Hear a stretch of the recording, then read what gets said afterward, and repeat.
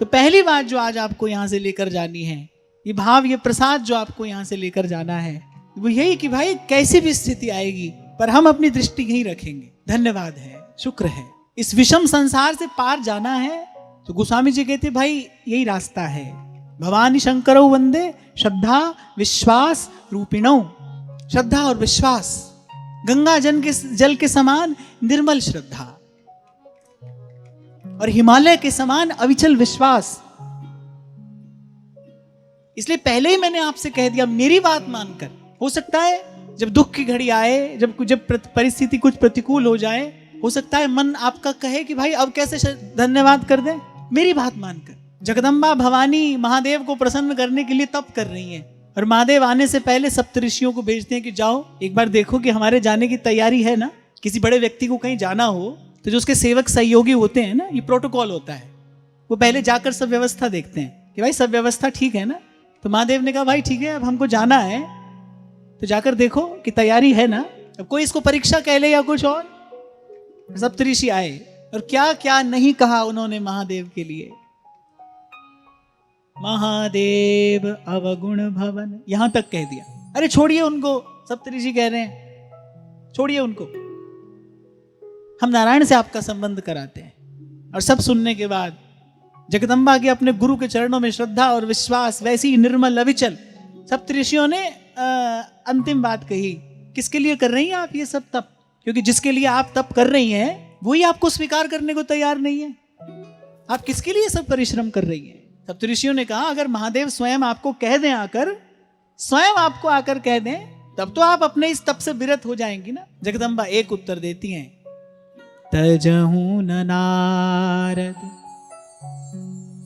करी उपदेशु। मुझे तप करने की आज्ञा मेरे गुरु ने दी है। अब अगर आप विचार करें तो वो जिसके लिए तप कर रही हैं उसी का संदेशा लेकर सप्तऋषि आए हैं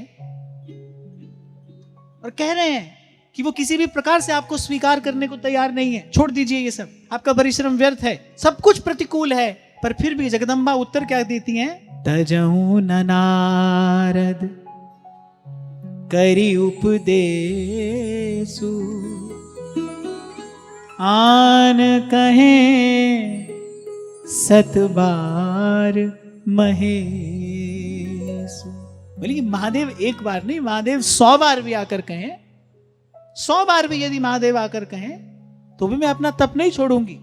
मैं महादेव को प्रसन्न करने के लिए तप नहीं कर रही हूं, मैं तो अपनी गुरु की आज्ञा का पालन करने के लिए तप कर रही हूं। मैं केवल अपने गुरु की आज्ञा का पालन करने के लिए ये साधन कर रही हूं। साधन तो सभी करते हैं, थोड़ा घना साधन सभी करते हैं। आपके मेरे सबके जीवन में थोड़ा घना साधन है। बस एक ये बात, ये युक्ति सीख जाइए। साधन किस लिए करना है? भगवान से मिलने के लिए। अरे अपने साधन से भगवान मिलेंगे? भगवान से मिलने के लिए साधन होता है? कोई नहीं होता है। जो कर रहे हैं किस लिए कर रहे हैं? बस गुरु की आज्ञा है।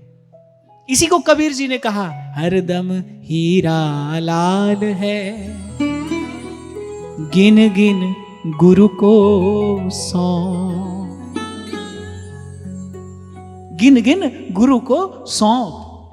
तभी सहजोबाई ने कहा, राम तजू पे गुरु न विसार,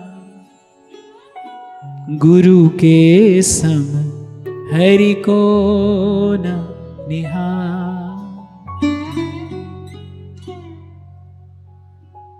ये जो बात मैं आपसे कह रहा हूं ये सुनने की बात नहीं है, ये तो मनन करने के लिए है।